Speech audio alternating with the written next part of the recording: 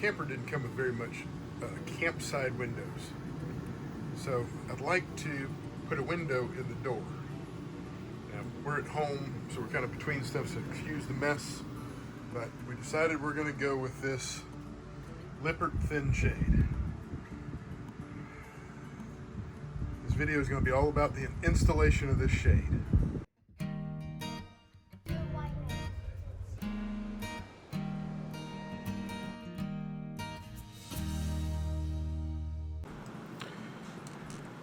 Alright, since there's no template here, what I've seen a lot of people do in the videos that I've seen online is they trace out, I don't know how well this is going to come across here, but they trace out the inside here. That's where the glass goes. No, we want to leave a lot of space there. We want to leave all kinds of space. We need to trim this outside right here. The way I look at it is the inside is a slug, the outside is a template. I want to leave the outside as the template. So what I'm going to do, I'm going to kind of put it in here and I'm going to trace the outside. I cannot trace this edge, which is where I really want the cut to be, because of these studs that stick up. If I were to turn it upside down, that's not going to sit there. So what I'm going to do, I'm going to trace here, and I probably should take this down so that it doesn't move. But I'm going to be a little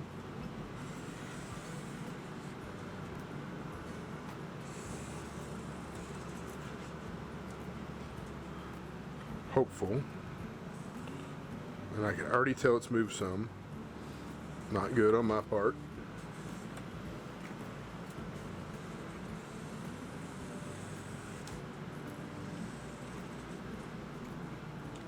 Now, yep, I wrote on my, dang it, I wrote on my table. Now I know where I need to, I know where this outer rim is. I need to measure this distance, and then I can come in and know where I need to cut. So I'm back to putting my frame back on. So look at this. Oh, let me put my glasses on so I can see right. I am just at ½ an inch in that I need to be to cut that, cut where that line is. So see, that's sticky. So I'll come here.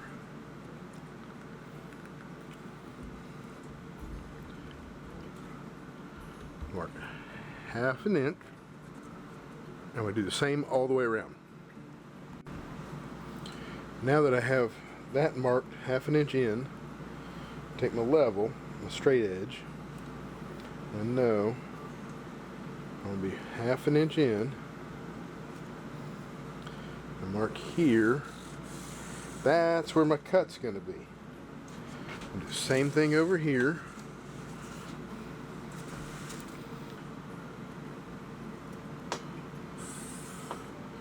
Now for these corners, I'm going to kind of freehand it.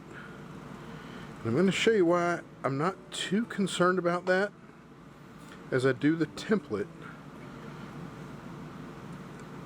You'll see. I'll show you why that's not that big of a deal. So now at this point, I've got two different lines. I've got the line, it's kind of the outside of what's going to go on the outside of the place, and then the inside. As I cut this with a knife, of course I'm going to put something underneath it so I don't cut into my table. I've already marked my table one spot.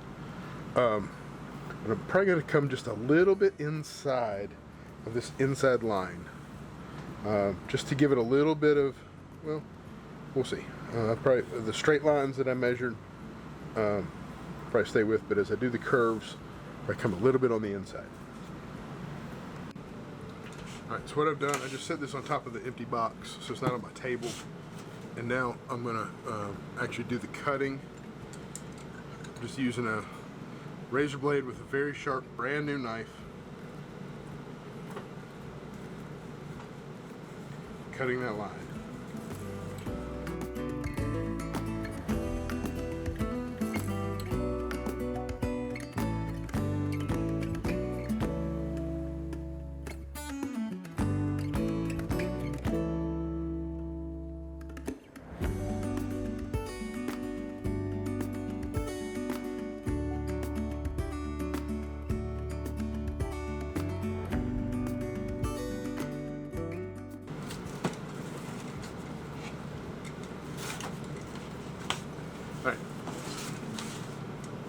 The reason I'm working so hard to try and keep this exterior together is because the way I look at this, to me, this is the slug and this is the template.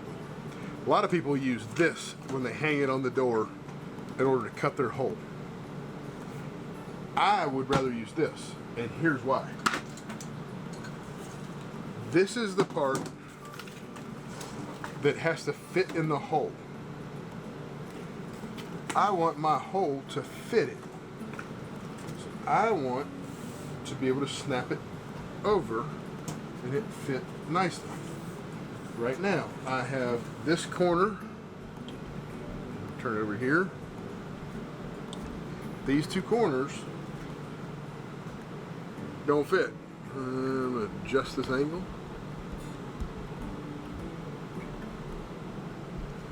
These two corners don't fit. So if I were to cut the hole like this won't work because this corner is too much and I'm going to have to come back with a jigsaw. So rather than cut again and again and again, I'm going to take this and score right here.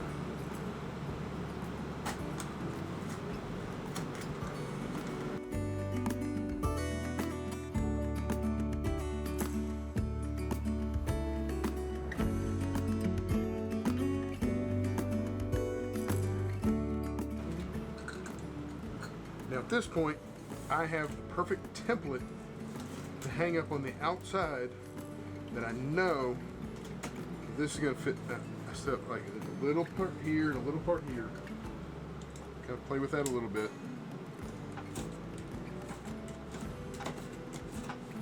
All those will catch this nice and snug. I can cut a hole in my door and know I'm going to be nice and tight up against it.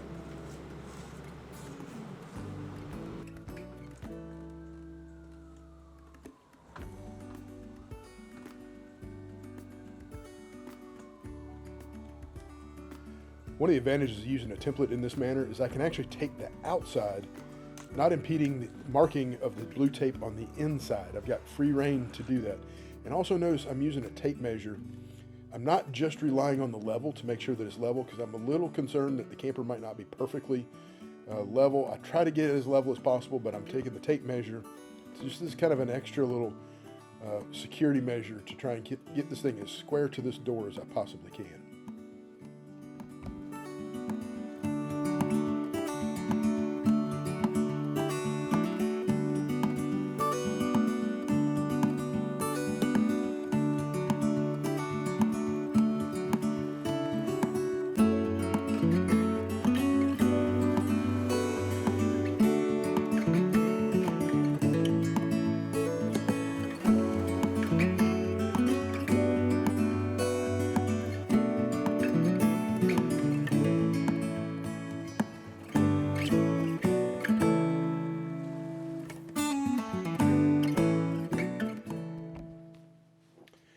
I drilled a pretty good sized hole in here and then just used a regular hand jigsaw in order to cut the hole.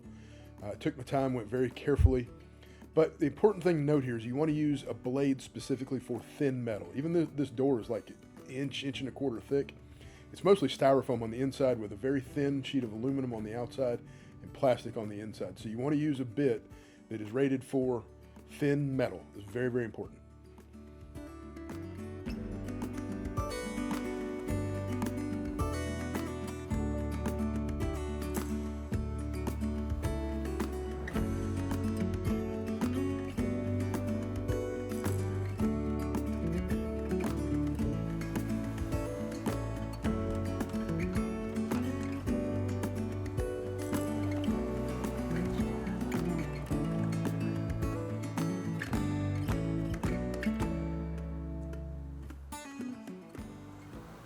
Bit of wiggle room, but not much. I am very, very pleased with that. Excellent.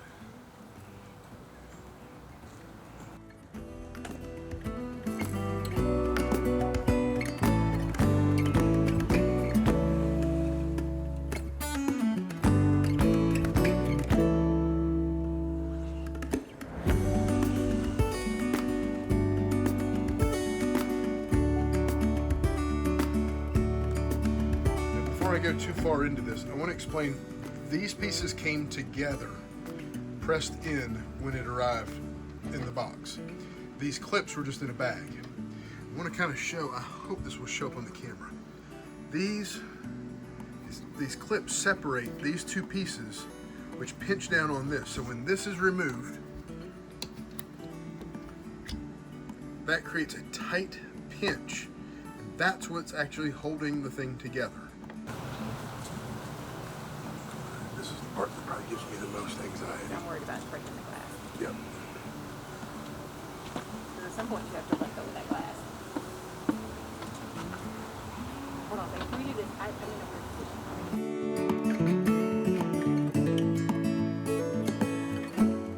At this point, we realized that the glass was smaller than the hole, and it's actually held together by the outside frame and the inside frame kind of pinching together on the glass.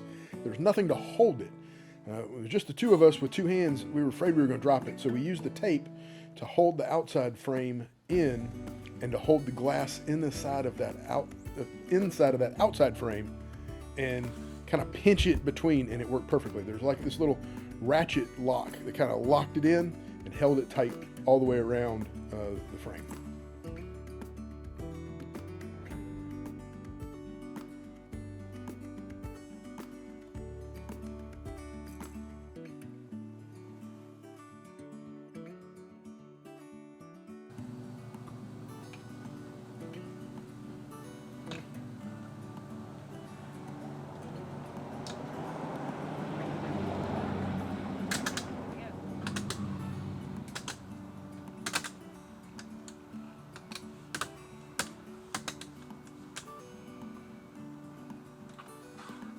Once it got it there. once it did that, it did it, yeah.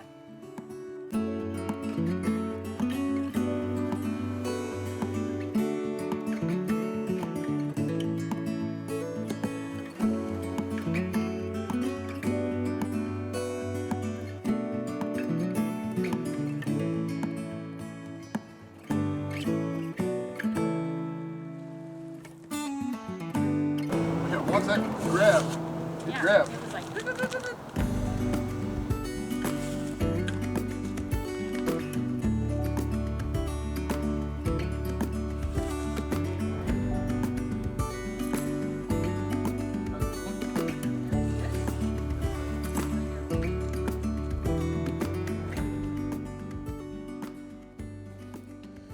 The outer piece of trim actually has two rows of like a sticky weather caulking type of a material.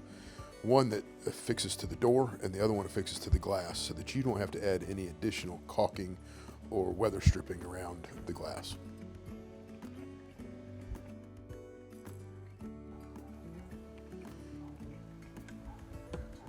We did mount it, I guess some would say upside down. We wanted the shade to come from the bottom up. That way, if we're at a campsite, we can raise it down or lower it down just a little bit and still be able to see out. We thought that it would be better to be able to raise the shade up rather than have to pull the shade down. Now that it's done, we have a whole lot more view from inside the camper, looking out the campsite of the window. I mean, campsite of the camper. Well worth it. At night. Well, one drawback: the screen door. You have to come out in order to raise it. It's a one drawback I can see. Just having that much more windows, well worth the effort. We really like it. Very happy with this, and don't be afraid of it. It's not too scary to cut a hole in your door.